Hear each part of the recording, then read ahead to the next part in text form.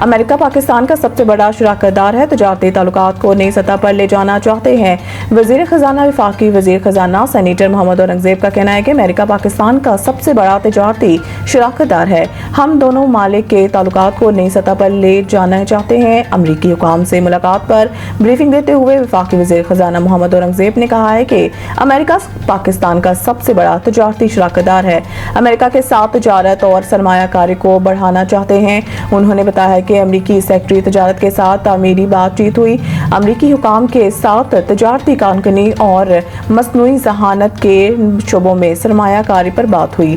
Senator Muhammad Aurangzeb نے کہا کہ پاکستان اور امریکہ کے درمیان کچھ امور پر بات چیت ہونا باقی ہے۔ امید ہے تجارتی مذاکرات تعمیری انداز میں آگے بڑھیں گے۔ بہت جلد پاکستان امریکہ کی قیادت اس کا اعلان کرے گی۔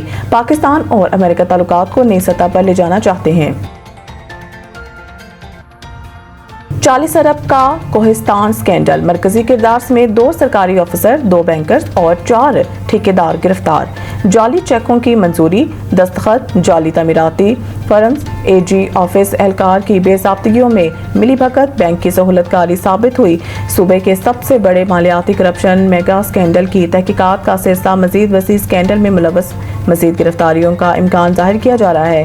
گرفتار ہونے والوں میں شفیق الرحمان قریشی، ڈسٹرکٹ اکاؤنٹ آفیسر، محمد ریاض، سابق کیشیئر بینک اور ڈیمی کنٹریکٹر، فضل حسین، ایڈیٹر، اے جی آفس پشاور، طاہر تنویر، سابق مینیجر بینک، دراج خان ٹھیکیدار، عامر سعید ٹھیکیدار، صوبے دار ٹھیکیدار اور محمد ایوب ٹھیکیدار شامل ہیں۔ ملزمان پر الزام ہے کہ انہوں نے جعلی بلنگ، مالیاتی دھوکہ دہی اور منی لانڈرنگ کے ذریعے اربوں روپے کے خرد برد کی اور مواصلات تعمیرات CNW ڈپارٹمنٹ کے افسران کے ساتھ ملی بھگت سے بے نامی اکاؤنٹ اور جعلی فرمز کے ذریعے فنڈز منتقل کیے۔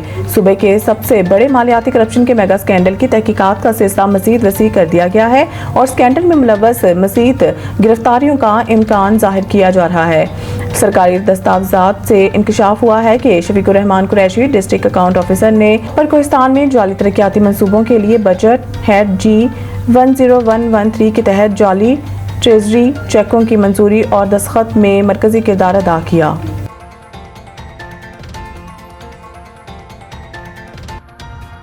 پاک بھارت جنگ میں 5 بھارتی طیارے تباہ ہوئے۔ امریکی صدر ٹرمپ نے تصدیق کر دی۔ وائٹ ہاؤس میں ریپبلکن اراکین کانگریس سے خطاب میں انہوں نے کہا کہ صورتحال سنگین ہوتی جا رہی تھی اور دونوں ممالک کے درمیان ایٹمی جنگ چھڑنے کا خدشہ تھا، لیکن میں نے یہ جنگ رکوا دی۔ ٹرمپ نے واضح طور پر یہ تو نہیں کہا کہ بھارتی طیارے پاکستان نے مار گرائے، مگر ان کا کہنا تھا کہ حقیقت میں 5 طیارے گرائے گئے تھے اور اگر بروقت مداخلت نہ کی جاتی تو حالات مزید بگڑ سکتے تھے۔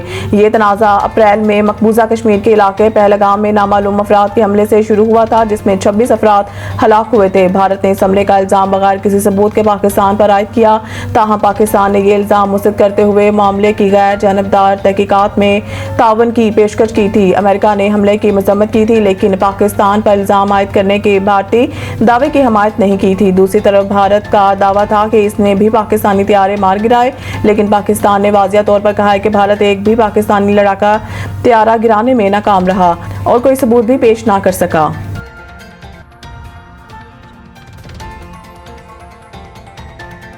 فیول چارجز میں کمی، بجلی صارفین کو ریلیف ملنے کا امکان۔ اسلام آباد فیول چارجز میں کمی کے سبب اگست میں بجلی صارفین کو ریلیف ملنے کا امکان ہے۔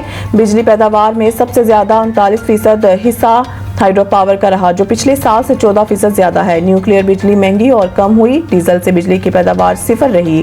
RFO سب سے مہنگا ذریعہ رہا۔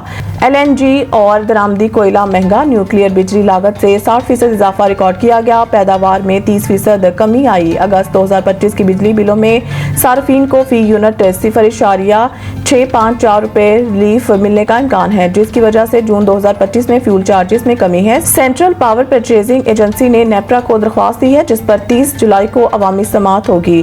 جون میں 13,744 گیگا واٹ اور بجلی پیدا ہوئی، جس کی اوسط لاگت 7.87 روپے فی یونٹ رہی اور صارفین کو 13,310 GWh بجلی 7.68 روپے فی یونٹ پر فراہم کی گئی۔ پچھلے سال کے مقابلے میں فی یونٹ لاگت میں کمی آئی ہے۔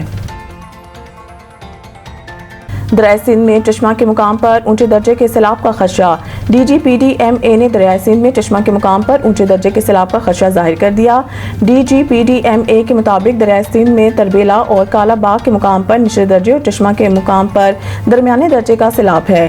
D G P D M A نے چشمے کے مقام پر اونچے درجے کے سیلاب کا خدشہ ظاہر کیا ہے۔ اس کے علاوہ D G P D M A نے 21 جولائی سے راوی، جہلم، ستلج اور چناب میں پانی کے بہاؤ میں اضافے کا الرٹ بھی جاری کیا ہے۔ ڈی جی نے بتایا ہے کہ دریاؤں کے بالائی علاقوں میں بارشوں کے باعث پانی کے بہاؤ میں غیر معمولی اضافے کا خدشہ ہے۔ پاکستان کے محمد آصف نے بھارتی حریف کو زیر کر کے world master snooker championship جیت لی۔ پاکستان سنوکر کے کنگ محمد آصف نے I B S F world master snooker championship کے فائنل میں بھارتی حریف کو شکست دے کر ایک اور ورلڈ ٹائٹل جیت لیا۔ بحرین میں ہونے والے I B S F world master snooker championship کے فائنل میں محمد آصف نے بھارت کے برجیش دامانی کو 4-3 سے شکست دی۔ ورلڈ ماسٹرز کے فائنل میں پاک بھارت مقابلہ انتہائی سنسنی خیز ثابت ہوا۔ محمد آصف اور برجیش دامانی کا ہر فریم میں آخر تک بھرپور مقابلہ رہا۔ آصف کی 2 فریمز کی برتری کے بعد برجیش دامانی نے مسلسل 3 فریمز جیتے۔